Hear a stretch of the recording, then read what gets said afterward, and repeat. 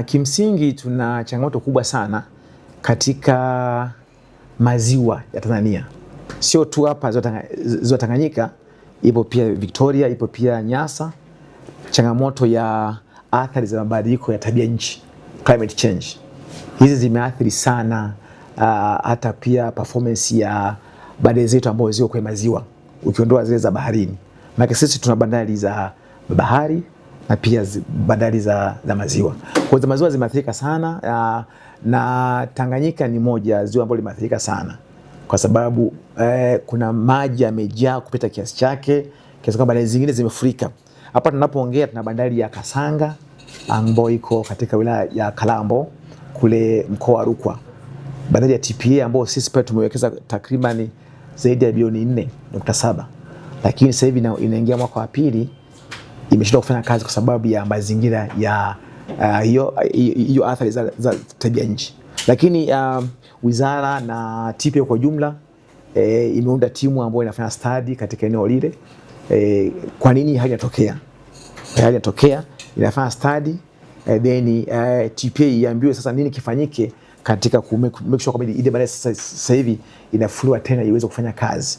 Lakini ni athari ambazo nyie wasomi mnasema ni force majeure, ziko ni act of God. Sasa ni maji mengi sana ambayo huwezi hata kuya control. Hapa tu Kibirizi hapa, bandari ya Kibirizi ambayo ni pia ni moja ya bandari ambazo ziko maeneo haya. Maji yamejaa sana kiasi kwamba bandari ambayo imejengwa hivi karibuni tu kwa zaidi ya mabilioni ya pesa imefurikwa yote. Lakini TPA kama taasisi haijakaa kimya, inaangalia njia mbadala ya kuweza kupambana na hiyo hali. Lakini kwa sababu imekuja kama mshtuko na haikuwa planned, lazima kwanza kuna mazingira fulani ambayo lazima taasisi ya TPA ishirikishe serikali kupitia wizara yake kuangalia nini kifanyike ili kuweza kupata ufumbuzi mzuri na wa kudumu. Kwa hiyo kuna changamoto kubwa ya tabia nchi, climate change, ambayo imeathiri sana maziwa ambayo yako Tanzania. Sio tu ziwa Tanganyika, lakini pia imeathiri ziwa Victoria na ziwa Nyasa, kiasi kwamba kuna baadhi ya bandari zimeshindwa kufanya kazi kabisa completely kwa sababu zimefurikwa, kwa sababu haikuwa na matarajio ya serikali au wizara na taasisi kwa jumla kuona kwamba hiyo hali inatokeaje. Kwa changamoto ambayo sisi kwa pamoja kama serikali tumejipanga kuifanyia study na kujua nini tukifanyike ili kupata ufumbuzi wa kudumu. Sawa. Tunatambua pia kuna mradi wa ujenzi wa bandari kavu. Yes. Pengine kwa vizuri kama watazamaji wangeweza kujua nini kuhusiana na huo mradi, uko wapi, gharama zake, utaleta fursa gani zaidi ambazo zitakuwa na manufaa kwa mkoa wa Kigoma na serikali kwa ujumla? Ni kweli tunavyosema mtangazaji, hapa Kigoma tuna bandari kavu ya Katosho. Katosho ni takriban kilomita 3-4 hapo mpaka Katosho. Hii ni bandari ambayo ni ya kimkakati. Ilijengwa kwa lengo la kupunguza msongamano wa mizigo katika bandari ya Dar es Salaam, lakini pia katika bandari ya Kigoma. Tunashukuru Mungu kwamba bandari kavu ya Kwala imepewa roho kubwa zaidi kiasi kwamba mizigo ambayo mingi ambayo iko Dar es Salaam sasa hivi inaelekea Kwala. Lakini still bado bandari kavu ya Katosho ambayo imejengwa awamu ya kwanza ya ujenzi imekamilika, ambayo ni ujenzi wa uzio ushakamilika. Ni eneo kubwa lenye hekta 67. Hekta 67 ni eneo kubwa sana, ni takriban nusu ya mji wa Kigoma.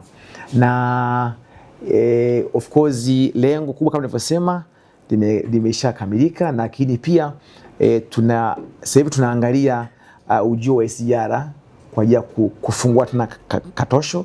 Katosho imejengwa kwa gharama ya bilioni 2.4 na sasa hivi ishakamilika awamu ya kwanza.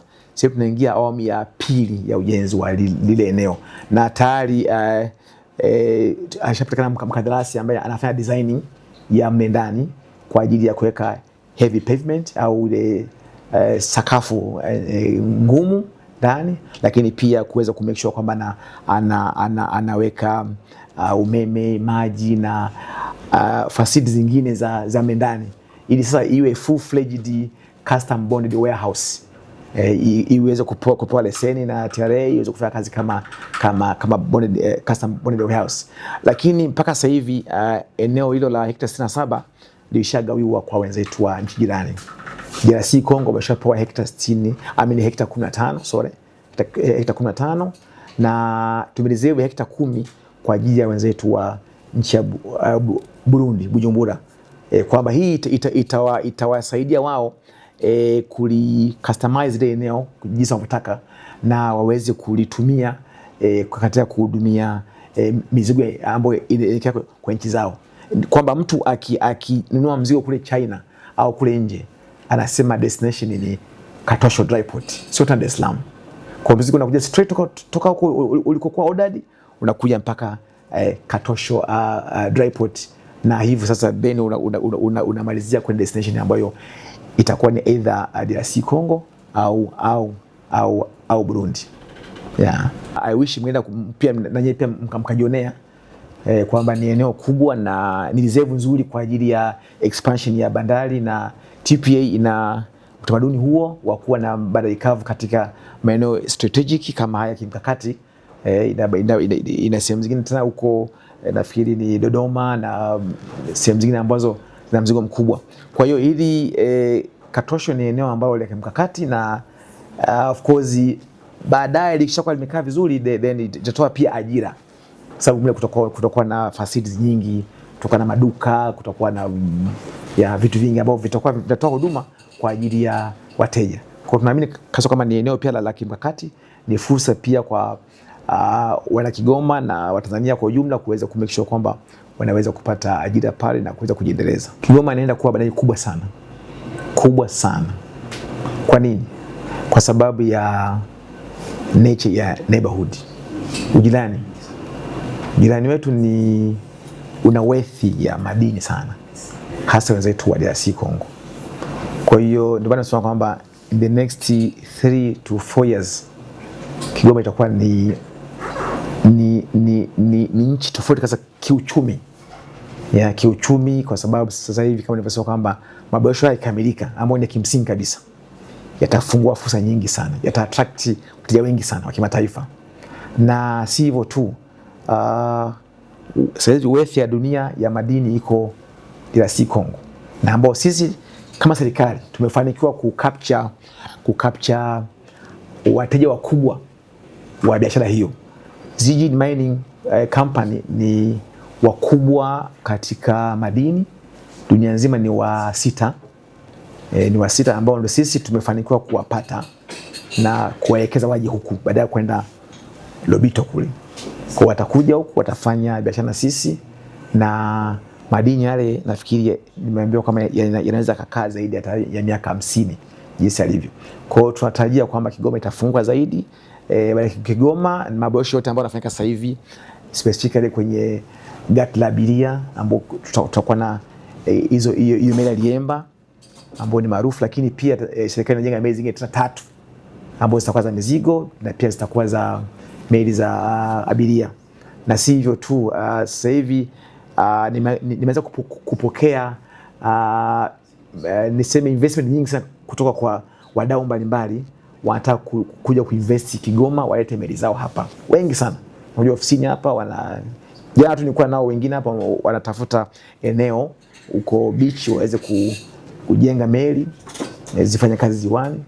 Kwa hiyo naiona Kigoma in the next 3 to 4 years tofauti sana, na itakuwa ni lango kubwa la uchumi kwa serikali, lakini kupitia taasisi ya TPA, lakini pia itaweza kufanikiwa kumpa uchumi mzuri bana Kigoma, lakini pia mtu mmoja kama familia. Kwa ndio Kigoma ijayo ni Kigoma ambayo itatisha kabisa. Nimekuambia sasa Kigoma sio tena mwisho wa reli, ni mwanzo wa fursa za uwekezaji na ufanyaji biashara za kimataifa katika ukanda huu. Nashukuru sana kwa hilo neno lako kuhusu Kigoma. Sio mwisho wa reli, ni mwanzo wa fursa zingine mpya za ufanyaji biashara na uwekezaji. Naam. Na pengine turudi nyuma kidogo kwenye swala la kihistoria sasa. tunafahamu kila kitu kinaweza kuwa na upekee wake. Yeah. Hii bandari ya Kigoma unapoizungumzia ina upekee gani? Vitu gani ambavyo vinafanya inakuwa tofauti kabisa pengine na bandari zingine katika maziwa mengine? Unazungumzia uniqueness. Upekee. Kwanza nikukumbusha kwamba ziwa Tanganyika ni ziwa lenye kina kirefu sana duniani. Ni la pili. Lakini katika Afrika linaongoza. Kwa hiyo kuwa na kina kirefu pia kuna advantage yake. Unaweza uka-accommodate meli kubwa zaidi. Kubwa naturally. Sio mpaka uchimbe. Unaona? Na bahati nzuri kama nisema kama kuna kupakana na nchi zingine nyingi 4 kwa wakati mmoja. Unaona? Kwa hiyo unaweza kuona kwamba hiyo pia ni uniqueness fulani ambayo inakuwepo, lakini pia niseme kwamba ziwa Tanganyika limebahatika sana kuwa na watu ambao wanaweza wakashirikiana in terms of utafiti mwingi unafanyika hapa katika ziwa Tanganyika, na katika bandari ya Kigoma naiona kasa Kigoma kwamba ni bandari ambayo ikabatwa vizuri, ina future ya kumake kwamba inasafisha mzigo mwingi, hasa mzigo wa container. Unajua sisi kama taasisi tuna kitu kinaitwa master plan zetu za mbele za vision ya bandari zetu. Kigoma tumeiweka kama bandari fulani ambayo itakuwa ina huduma zaidi makontena, makasha ya mzigo ambao uko unitized. Lakini tuna bandari nyingine tena pale jirani ambao pia mtaweza kuiona, ina Kibirizi. Kibirizi ni bandari ambayo naweza kusema ni local, ni kwa ajili ya kuhudumia boti tu. Kigoma inahudumia meli. Lakini kule tunahudumia wooden boats ambao ni maboti ambao, na tumetenga vile mahususi kwa ajili ya kuhakikisha kwamba tunafanya huo mgawanyo ili kusana mwingine mkubwa na hali za vipato vya jamii mbalimbali. Naona kwa hiyo hata pia gharama za kule Kibirizi ziko chini kidogo compare na za hapa Cargo Terminal au gati la abiria. Kwa sababu kule tumeamua tusiweke vifaa moja kwa moja. Kwa hiyo kule watu wanafanya kazi wao wenyewe, lakini hapa kuna vifaa mbalimbali kwa maana ya uhudumiaji wa mizigo, tuna forklift, tuna cranes na nini, vitu chungu za tunahudumia. Kwa hiyo tumetenga vile mahususi kwa ajili ya kulenga tu pia vipato vya jamii mbalimbali ambazo ziko eneo hili. Kwa hiyo tunaona kwamba Kigoma kama Kigoma ina fursa kubwa za kufunguka, na tumekuwa tukifanya vikao vingi na majirani zetu. Juzi tu tulikuwa Lusaka, Zambia, ambao kikao kwa ajili ya kuandaa sheria na taratibu za kuendesha biashara katika eneo hili. Ifanyika pia Bujumbura mwezi wa 4, kitu tumefanya pia Lusaka juzi. Kwa hiyo ni eneo ambalo naliona kwamba in the very near future litabadilika na litaifanya Tanzania kwa ujumla na uchumi wa eneo hili uweze kukua kwa haraka sana. Tunatarajia kuwa na gati takriban 6. Hii bandari ina urefu wa mita 310. Kwa hiyo tunaona kwamba tukifanikiwa kuistretch kidogo na ikaweza kukarabatiwa kwa hali ambayo iliyo, kwa sababu mkandarasi ataingia ndani kutafuta kina zaidi. Sasa hivi kina pale ni mita 5. Kwa hiyo ataingia ndani zaidi kupata kina kikubwa zaidi, na hivyo attract meli kubwa zaidi ambazo utakumbaliwa mambo ya economies of scale, kuchukua mzigo mwingi wakati mmoja. Sasa hivi hapa meli ambayo ina capacity kubwa sana inachukua tani 3000. Lakini Dar es Salaam kuna meli zinapaka tani, inachukua mpaka tani 50,000. Kwa hiyo you can see the difference. Kwa hiyo tunatarajia hapa pia baada ya maboresho tutaanza kuchukua meli kubwa na mzigo mkubwa, na mwamko wa wananchi kuweza kuinvest katika bandari, katika usafiri wa majini utakuwa labda umeweza kupokelewa in a positive way.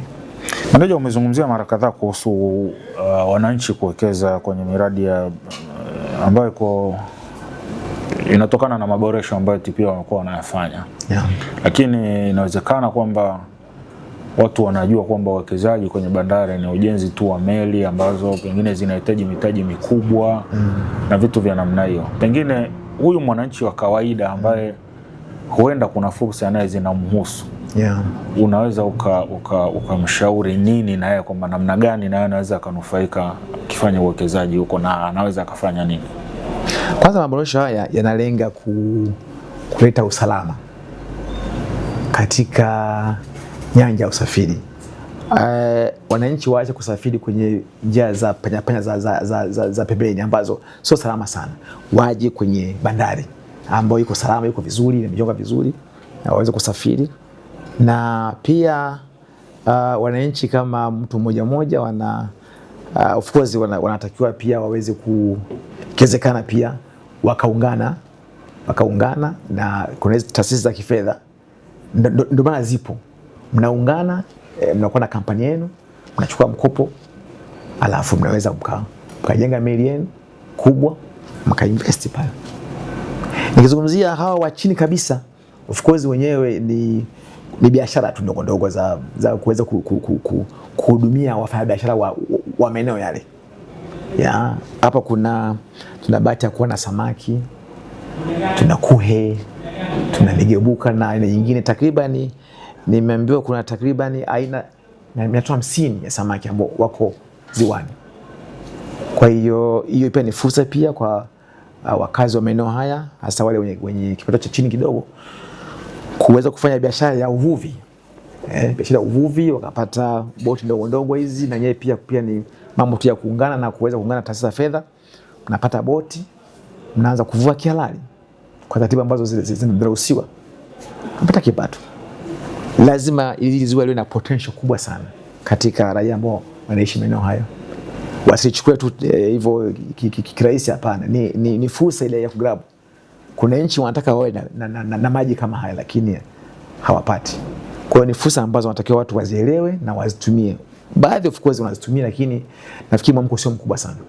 Nafikiri labda kupitia katika haya maono yetu, basi tu ni waase wakazi wa Kigoma na maeneo ambayo yanazunguka na ziwa Tanganyika, of course Katavi na Rukwa, pia wa make sure kwamba wanatumia fursa hiyo ya kufanya biashara ndogo ndogo in terms of labda uvuaji wa samaki na kuuza. Lakini pia kwa wale ambao wako kwenye medium level, waweze tu kuungana na kusimamia taasisi za fedha, kupata mkopo, wajenge. Sio lazima iwe meli, hata boti ya kuanzia kwanza tani 200, uchukua boti laineni, unakuwa kidogo kidogo. Kama unavyojua mbuyu umeanza kama mchicha, kwa kidogo kidogo. Hatukuwahi kuona mbuyu ulikuwa mchicha. Huwezi kuona sasa wewe, lakini amini hivyo. Kwa hiyo ni jambo jema tu kwamba wajue kwamba hizo fursa zipo na waone kwamba wanaweza wakazitumia ili ziweze kuwasaidia. Naishukuru sana serikali hii ya awamu ya 6 ambayo iko chini ya Mheshimiwa Dr. Samia Suluhu Hassan kwa kuona hizi fursa za kuboresha bandari. Kwa hiyo ameona umuhimu wa bandari na ameona ameruhusu maboresho ya bandari yaendelee. Kwa hiyo unaweza kuona kwamba kuna mambo mengi yanafanyika bandarini.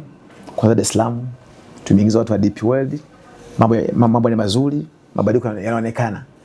Lakini sasa kwa sababu ni sawa, kama mwamko sasa hivi wa serikali ni ku make sure kwamba inahusisha private sector binafsi kwenye shughuli za kibandari.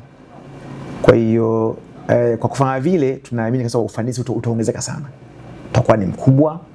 Serikali itapata pesa ya kutosha, lakini pia wananchi watafaidika na ajira, utapata ajira vizuri na mambo yanabadilika, itakuwa makubwa zaidi. Na ndio maana nategemea pia hata baada ya Kigoma itabadilika sana, itakuwa lango la uchumi la eneo hili. Lakini pia Kigoma as a whole kama mkoa utabadilika sana. Nimeona sasa hivi wanajenga airport mpya, kuna SGR inakuja hapa, wamejenga soko jipya, mambo mengi yanabadilika na tunaendelea kupata wawekezaji wengi. Sasa hivi wanajenga viwanda, sasa hivi kiwanda cha cement kipo kimoja, vitoka viwili, vitoka vitatu. Lakini pia kwa upande wa majini tunajenga shipyard kama ni muundombinu wa kujengea meli, mjengea ambao ni wa kipekee katika ukanda huu. Kwa ni jambo zuri sana. Lakini pia serikali inajenga meli za kuchukua mizigo na abiria. Kwa hiyo naona kama Kuna mambo ambayo yanakuja vizuri sana, na hivyo naomba tu ni wasihi au ni waase wananchi kwa ujumla, sio tu Kigoma, hata sehemu mbalimbali. Kigoma sasa hivi kuna changamka, kunabadilika na kutakuwa na maendeleo makubwa sana. Waanze kujiandaa kuwekeza na kugrab hizi fursa upesi, kwa sababu mambo mazuri yako mbele yanakuja, na Kigoma inaendelea kuwa sasa ni mwanzo wa fursa za uwekezaji na ufanyaji biashara zaidi ya kuwa mwisho wa reli ambavyo ilikuwa huko nyuma.